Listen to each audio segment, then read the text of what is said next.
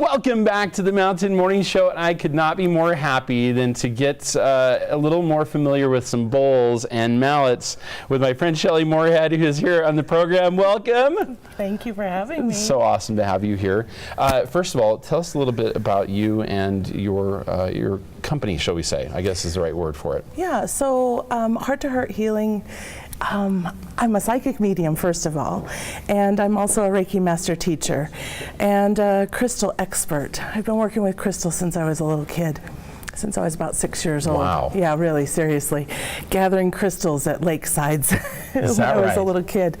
And so I wasn't always a psychic medium. When I was 18 years old, I had a near-death experience. And when I came back from the other side, all of a sudden I could see and eventually hear spirit. And it freaked me out. I bet. It would freak anyone out. And so I kind of tried to shove it away and shove it back in the box for about 5 years. And it didn't work. It came right back. It never left. It never left. Yeah. It never left. So I started learning how to work with spirits, listening to what they had to say and who they had to say it to, and delivering those messages.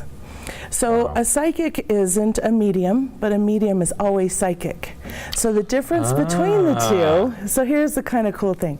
So a psychic can kind of see the future. They go by impression, typically of what's happening for that person. They can sometimes see the past. A psychic medium uses spirit. I go straight to spirit. And I use that term loosely. That can be any spirit. That can be loved ones that have passed. That can be angels. It can be any number of spirits. So I just use that term loosely. But yeah, so I listen to spirit and they guide me and they tell on people. Yeah, they tell on people. They tell on the people. secrets that we aren't willing to talk about. Right, exactly. So, so they also work through cards as well as what I do. Freestyle reading is what I call it. So basically I sit across from someone and I just read the energy and I listen to spirit and their loved ones come in or their angels or their guides come in and I just let them tell me what to say. You know, I know a lot of people think about, and this is one of the reasons we wanted to talk about this, because with yesterday being Mardi Gras, people have gone to Mardi Gras where there are any number of tarot card readers. And that experience is a little different now than what it used to be. Definitely. The idea of going and having your cards read at one time meant just that. Sit across for someone, see what the cards say, and you're done. It's a lot more of a holistic approach now, isn't it? Well, it is for me anyway. I think that there's still some traditional tarot card readers that are out there. And here's the thing about tarot. Here's my thought on that, or my feeling on that. Tarot can be used for both the light and the dark. Of course. So I want to be super clear where all my information comes from. And I'm super clear that my information comes from the light, and only from the light. So I only use angel cards. A lot of my cards that I have, Spirit just guides me to the deck and tells me, you have to have this deck in your life. And so I get those decks. So when I go and pull cards, I pull them by feeling, and then I also just go into, what does that person need? So when I ask the questions, they either have a specific question that they want answers to, and I'm always pulling cards in different formations to get certain information. And it doesn't really make a lot of sense, but there's a formation called the Celtic Cross, for instance. Right. And so it's like a 10-card spread, and it really drills down into that situation, whatever that may be, really deeply, very quickly, and it's kind of freaky accurate. I like that. Okay. And I do year readings for people, and those, I was talking to a friend of mine not too long ago that I did a year reading for, and she said every single month that I did for her was right on target. And and it's not anything that I'm doing. I'm just the facilitator, right? So it's not that I have to have the information. It's their energy pulling forth the proper cards, and then I just lay it out and I interpret it. It's like, trying to teach somebody a foreign language. Okay, so this is what the cards are saying here. Yeah, That's you're reading cool. that language. Yeah. All right, we're going to read my tarot cards in a minute, but before we do that, let's talk about these lovely bowls. Now, I have to say, I have always had an affinity for these. I felt like they were something that were important. I studied a little bit of Tibetan Buddhism at one point, and of course that becomes a part of it for sure. This array in front of us and beside us here are amazing. Talk about these bowls. Okay, these are amazing bowls. All of these bowls are either made in Tibet or Nepal. Wow. And they're made by monks. And so I like to turn it over and kind of show that they're hand hammered by monks. And each one of the hammer strokes is another prayer imbued into the metal. Wow. And so every hammer stroke, you think about the love, the light, the peace, the joy, the courage, the compassion, empowerment, all placed right into the bowl. And so when they're played in the air around you or on the body itself, that gets infused into the cells.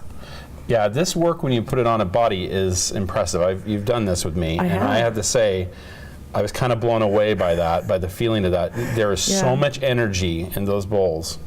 It's undeniable. Yeah. That part is absolutely undeniable. It'll take you on a ride for sure. It really does. Yeah, I went right to base camp 1 on my ride. It was pretty incredible. They are really, really amazing. And so what happens with these bowls is when they drill into the cell, they go back past the smallest part of the particle of the cell, which is called the quark, and it goes to what's called the primordial blueprint. So when these are played on the body, they can work on the physical, the emotional, the mental, and spiritual, just like Reiki can. So it works really well when I use Reiki with the bowls, which is kind of a cool deal. But the bowl itself, it will tell the body to go into healing mode. So I have story after story that I could tell you, including one that I played the bowls on someone just recently who had stage 4 cancer. She had a mass in her colon and a mass in her stomach. And she was going back in for colonoscopy, endoscopy, and a PET scan. And so I had her at my house. I played all of these bowls on her. I did a Reiki session first and then the bowls. And she went in 5 days later, had all this testing done. The next Monday, she called me back and she said, "Shelly, you're not going to believe this." She said when they got... It always starts with that. I know, right? It's always a great way to start. I'm like, I'm all ears. Tell me all about it. And so what she did is she told me that the mass in her colon was completely gone. Wow. She had 2 polyps that were left. And when they did the endoscopy, all she had was a few cancer cells. I mean, that's pretty impressive. I like that. Right? And so it was the bowl work. And I always say that the greatest healer is the one on the table. So they're the person that's on the table that's being worked on, they're their own healer. I'm the facilitator. I'm not healing them. They're healing themselves, really, honestly. Well, we have just a few minutes. So I want to play the bowls. Let's do this. So first of all, we need to introduce ourselves to the bowl, you said. So say hello. Hello, bowl. Perfect. Right? Yeah. Okay. And then if I want to make the bowl sing, let me see if I can do this, because you've been trying to teach me. You said it's a little bit like stirring the pot. Stirring the pot. So you're stirring the energy, creating the chi. I've got a little bit of energy going here. So hold it a little tighter to the bowl, a little bit more pressure, and it won't chatter. There you go. Wow. I don't know if you can hear this at home, but this thing is starting to really make some vibration in here.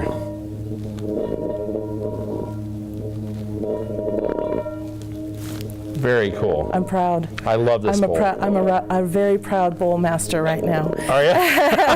This is only my second time. This is awesome. I'm just learning. So each of these bowls gets placed, and you spend some time with the person figuring out where that's going to be, right? Spirit just tells me which bowl gets to go where, and so I just place them on the body, and then sometimes I'll move them around as I get told to.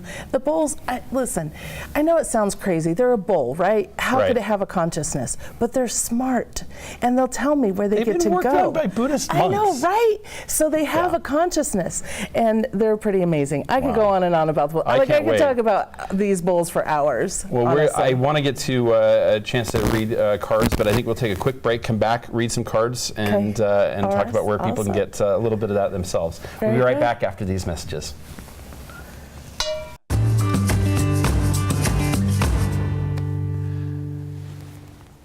Welcome back to the Mountain Morning Show, where we're continuing our conversation with Shelly Morehead of Heart to Heart Healing, and we've got just a moment to do a quick reading.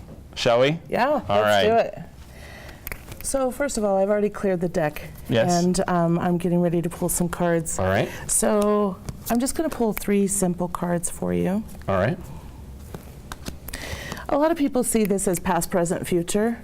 I see it more of a storybook, like a storybook, kind of a like a information only. And I just listen to Spirit. No matter what the cards are going to say, I'm going to just listen to Spirit. So I'm going to flip these over. Oh, Joe. Wow. Okay, so the first card that you have is flexible. So what that tells me is that there's parts of your life that you're being very rigid in, and that you've got to learn to go with the flow. You also got the go to the sea. So Go to the sea. you've got the go with the flow, ride it out. Oh, it's all about right? that. Right? Okay. And so okay. this is, if you're not willing to be bendable, you're going to break. Okay. And we know what this is Some about. flexibility. Might be we'll about my just talk- bum knee. Right, maybe. exactly. Could be. And it also tells me that you need some yang. So the yin and the yang of it all. The yin and the yang of it all, you have to balance the female with the male, right? Okay. So when you have too much male energy, you've got to balance it out with the female energy.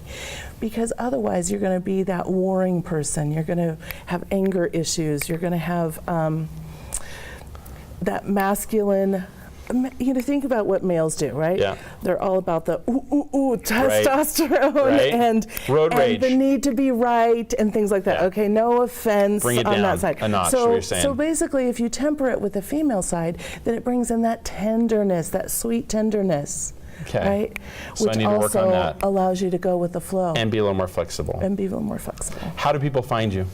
Facebook. You can either look me up at as Shelly Morehead on Facebook, or you can look me up under Heart to Heart Healing on Facebook. That's how you can find me. Thank you so very much for being Thank here. you We're going to so bring you back much. sometime because I Okay. know my co-host Eliza is looking to find out a little more about her future as well. So we'll bring Shelly back sometime for that. Thank and you of for course, we hope you find what's in your future as well. We'll be back with more here on the Mountain Morning Show. We know that powder's in your future. At least we certainly hope it is. We'll find out with Paul Marshall, Ski Utah, right after this.